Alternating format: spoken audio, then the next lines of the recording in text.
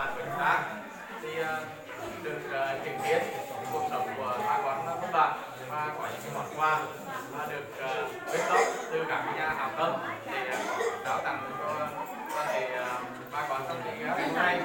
Thì tiếp tới chương trình xin được trân trọng kính mời đồng chí Dây Bá Lâm, Phó Bí thư Đảng ủy, Chủ tịch Ủy ban nhân dân xã Vân Tu sẽ có nói lời phát biểu. Xin trân trọng kính mời chị.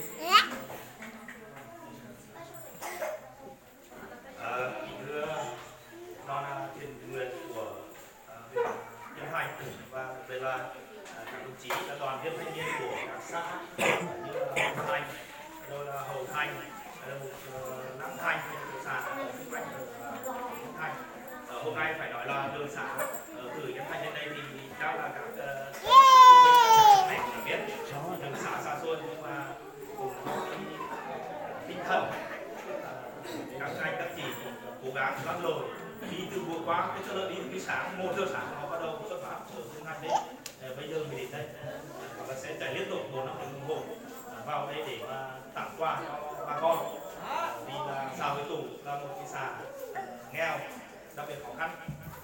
Thì chúng mình đây là bạn học với tôi và đồng chí Lý Bí thư Đảng ủy với đồng chí Cờ Chủ Văn hóa cách đây 10 mấy năm rồi học ở Thiên Vinh.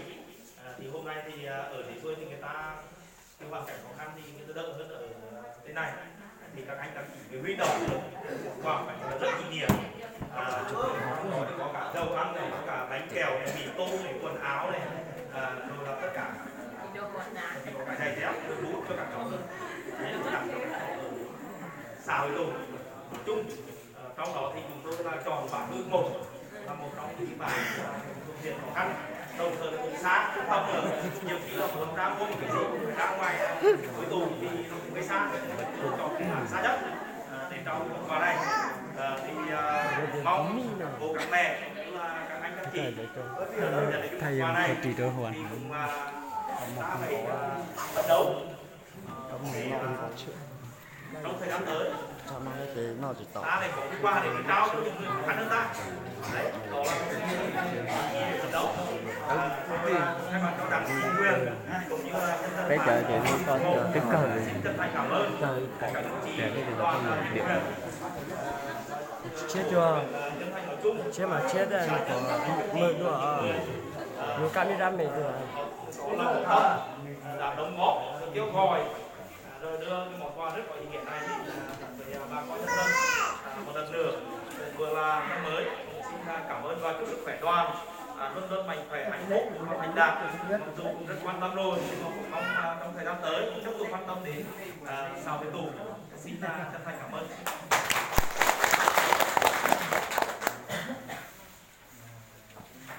Xin cảm ơn ý kiến phát biểu những lời cảm ơn của đồng chí Dây Bá Lâm, Phó Bí thư Đảng ủy, Chủ tịch Ủy ban nhân dân xã Hội Tụ.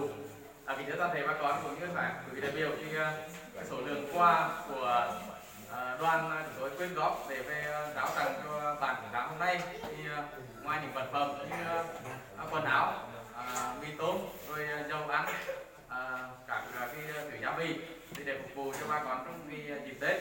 Tất nhiên thì cũng thể phục vụ hết được cái nhu cầu của bà con dân bản, nhưng đó có một cái phần tức là cái động lực để chúng ta một năm mới là cảm thấy nó ấm áp và vui vẻ hơn.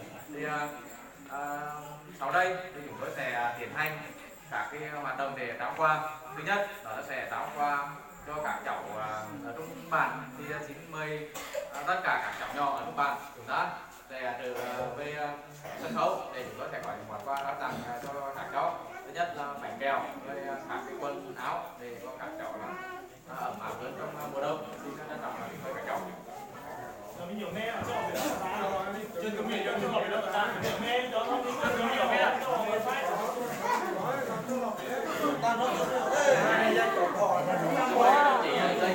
Đừng rồi lại chết. Thì anh em chúng ta sẽ chuyển cái này ra ngoài cho các cháu. Bánh chung là số bánh sắc bánh quất bánh kem rồi số bánh cái lách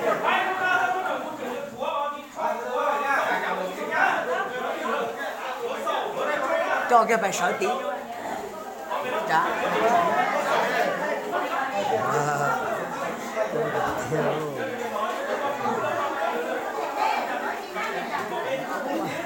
是我高兴的，我来的是回国的。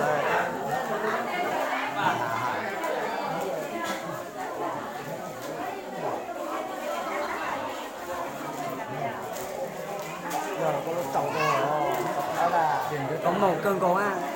Cái gì muốn cho trên đó.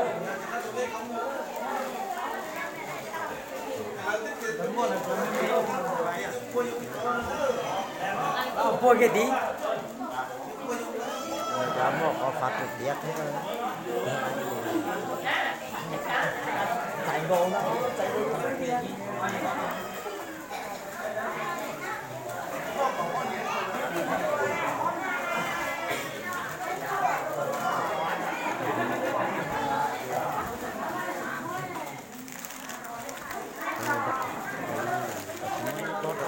lấy chúng mới nó cho lấy trỏ cho họ Có một con dây mua thôi.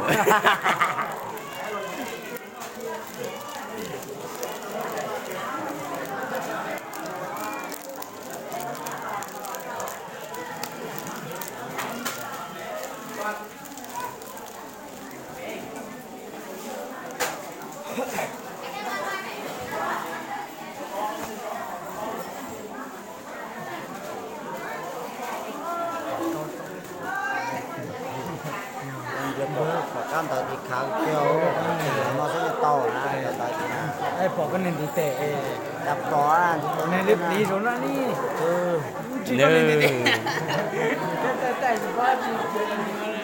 thế nào chỉ có chỉ kể Sa trên chặt cam tu số đàn cho chả tan tù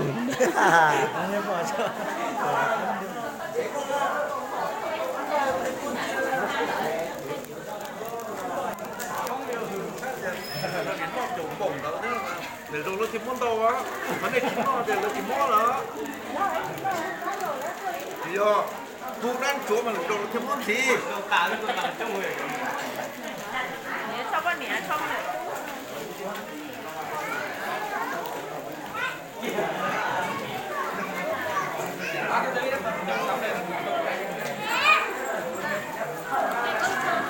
Bos itu pakai.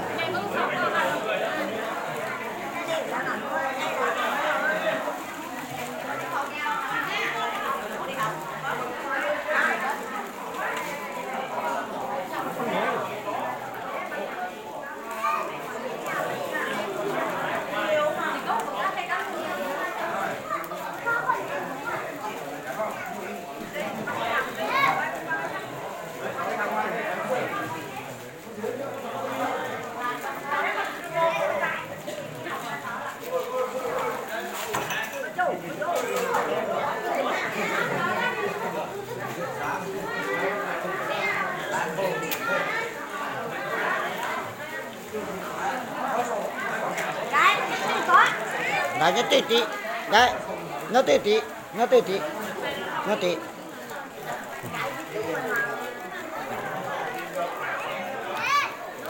Nó tỉ có rồi. Tôi có chủ ô nó rồi.